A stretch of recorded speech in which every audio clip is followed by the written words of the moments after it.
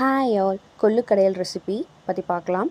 Pressure குக்கரில் 1 cup கொள்ளு, 1 spoon நல்லெண்ணெய் ஊற்றி பச்சை வாசனை போகிற வரைக்கும் 1 நிமிஷம் வதக்கி விட்டுக்கோங்க.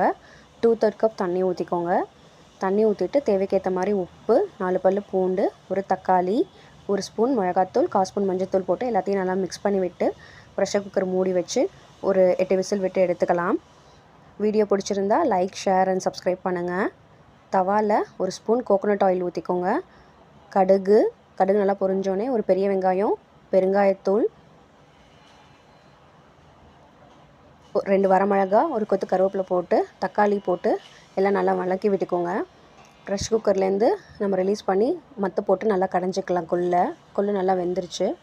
தேவைக்கேற்ற மாதிரி உப்பு போட்டுக்கோங்க. ஒரு கொட்டை புளி எல்லாத்தையும் போட்டு நல்லா கிளறி விட்டுக்கோங்க. கிளறி விட்டுட்டு வெங்காய தக்காளி நல்லா வதங்கினோடனே நம்ம அந்த ப்ரெஷர் குக்கரில் போட்டு மிக்ஸ் பண்ணி விட்டு இறக்கிடலாம். கொள்ளு கடையல் ரெடி ஆயிடுச்சு.